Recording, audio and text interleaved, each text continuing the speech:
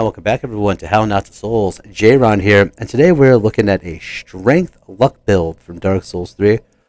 I thought this was a good build.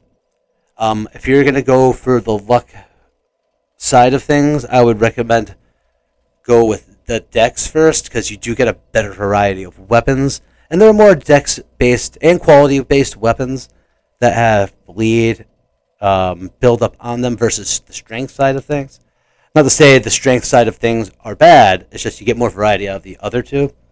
But for the strength side of things, there are only, I would say, two weapons that I pick. And you could put bleed build up on anything with a bleed infusion, but I chose the ones that already had it. And I beat the game. I had fun with some PvP and stuff. So you might surprise some people in PvP with the amount of bleed buildup you have on some of your weapons, if they didn't think you had any, or they thought you had some but didn't have as much.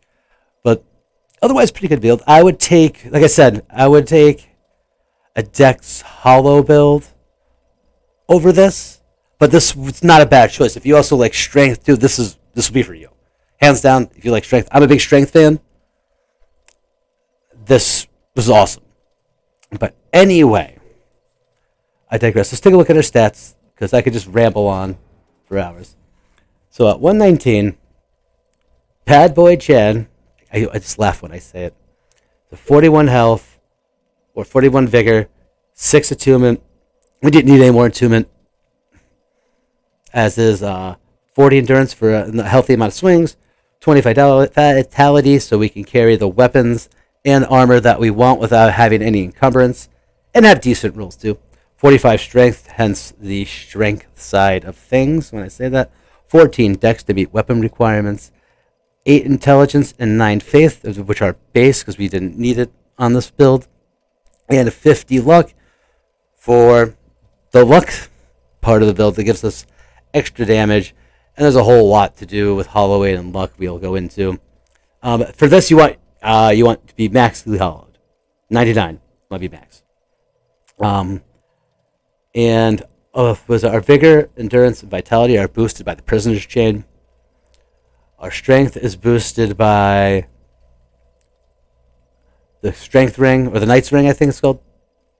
And then our luck gets an extra +5 because we have a +10 hollow weapon, and we're also maxed out being hollowed. It's a whole thing. I went over it in my hollow video. I'm not gonna go over it again. But when you have your max hollowing, the hollowed out weapon, you get a luck bonus, and that is per every 2 points of weapon point. Like you're like a +2. You get like a +1 luck for like a +2 weapon, +2 for a +4 weapon, so on. So you get +10, it's a +5. So therefore, our luck is really 45, but we get a +5 due to our +10 weapon. So. And there we go. Alright, for the weapons that we used, so our mains were the hollow spiked mace and our heavy reinforced club. One for our big basher that has an alright amount of bleed buildup, surprising people in PvP once you could proc bleed on them. And at the same time, doing decent damage. I don't think our damage output on its own was super impressive, but I think it was like 560 something. I think. Or no, 540 something. With this, but it was good. And when you hit him with bleed, it was just kind of like, oh boy. Heavy reinforced clip, roll catches, just a little bonk. If you want to bonk him around, you can bonk him around. Our simple cestus, which was to regenerate our FP when we only had one blue flask, so we used that just in case we went to town on our weapon. Right? At least we'd have that slow, gradual buildup. So if we couldn't use it and we wanted to buy some time and we had no extra Ashen Estus, bam, we had that at least. For other weapons of note, I have my trusty Claymore. Love the Claymore. I think it's great on almost any build, if not all builds.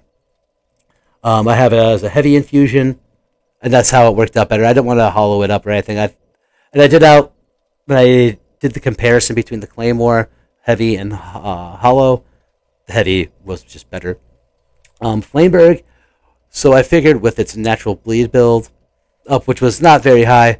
Giving it a bleed infusion would boost that up. That would be like the main bleed weapon if we wanted to go out and just make everyone bleed to death. And yeah, didn't use it too much, but it gets the job done when you do use it. Storm Ruler I just left because I love it, and it's just for Yorm, really. Ultra Great at the Fume, Fugs. Yep. Fugs we have on just for effect. I thought I was going to use it at one point, but at the same time, of how heavy it is, and even though it does look like it would fit this kind of build, it just never got used. I think it's a great sword. It's really good. Does a lot of damage. Kind of slow, but still good. But it just didn't fit the situation. Eleanor, which I didn't use, but I think would be a good addition, because if you do the weapon art, it rings a bell that gives your weapon bleed buildup, and I think this would fit it pretty well. I don't know why I chose to ignore it, but I think this would be a good fit for the build. Heavy Great Axe, sorry, which I wanted another heavy weapon. You're going to see that next couple weapons, and just like, oh, you wanted just a heavy weapon. Great Axes are great, but I know what I said. They are great. And the damage on, if you look at like the numbers, the numbers are actually kind of huge for just the flat physical damage. But at the same time, I didn't think, I don't know why, but I just didn't didn't like come with the build. It wasn't great with the build. I don't think it's bad either. It's a great weapon. It just doesn't fit the build.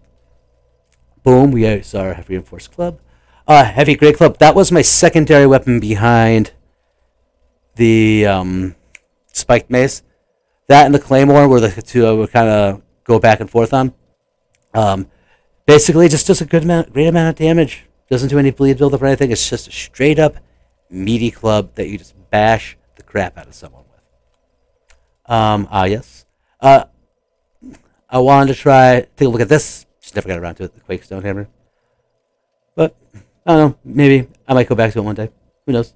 Lothric War Banner to get a buff. If you wanted buffs, that's the only thing we could really use to buff ourselves with magic, because it has that crazy weapon art. And then, for range, I used the Evelyn. I didn't really add anything to it, didn't use it much, but when I wanted to, I used it. It's fun. I had a great time with it. Super duper fun time with it.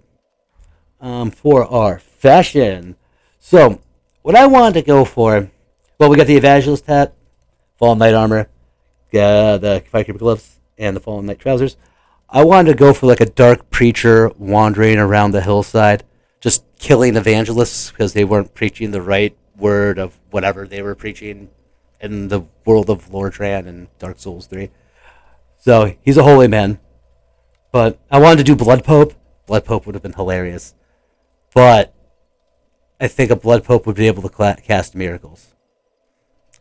And this is not a Blood Pope. It's the Blood Preacher smashing heretics in the face with his spiked mace.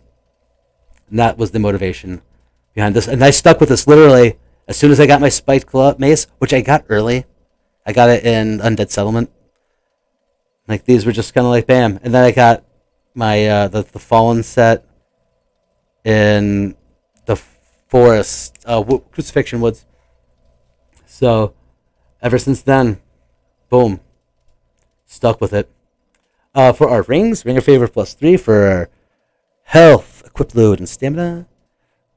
Knight's Ring for a +5 on our strength. Philanthropy Ring, because I wanted my stamina to regenerate as fast as possible. So that's what it is. +3 is the best version of this ring in this game. And the Prisoner's Chain does the same thing as Ring of Favor, but at a detriment, we take on more damage, which I think with this was fine. I thought it worked out pretty well. For our range stuff, like I said, I used the Evelyn, and I used them out. I used, I think, all of them out on the that dragon in Archdragon Peak that kind of blocks the entryway. If you're coming through the initial kind of hall where you get the Calamity Ring, and you have to fight the summon, you come all the way around, and the dragon kind of swoops down with the two rock monsters. I used them all up on that. And I tried to use great bow stuff. I just couldn't get a feel for it, even though I think it would have fit the build pretty well. And then our consumables are what they are. I prefer pine resin. Carthus Rouge also works really well in this build. I ran out, however they would have been in here. Fire bombs, urns, kukris, knives, all that stuff. All that stuff. Good time. Real good time. And honestly, what really sealed the deal, too, with this build, is it's similar to the Carthus Great Curved Sword weapon art, but it's this shit. And if you can land one of those with the Carthus Rouge, bleed. You get a bleed. It just adds bleed buildup, and then this thing is just awesome. Like the weapon set, the move set for this was like what I relied on. I did like it a lot. And I do love the smash down, the side to side. Other than that, like the one downside about this, A, the lack of variety, and B, the slowness of the club or the spiked mace. But you also counter that with reinforced club, your claymore, or your flameberg. Those are the ones I use the most between this. And yeah, but overall, good build. If you're a strength guy like me and you wanted to do I'm going to do a quote hollow build with strength, this is it. I would say if you want to do an actual hollow build, go on the deck side of things. The variety is there, and I think you'll have a better time. I had fun with this. I'm not going to lie. But like I said, if you're doing hollow, go deck side. If you're going to do something like a strength, like hybrid build that it doesn't just pure strength, okay, this is cool. I say faith is also good, or intelligence are good. I think I'd rather take faith or intelligence over this, but this was still really good. But anyway, guys, thanks for watching. I hope you all have a great day, and I hope you enjoyed the footage. Peace out.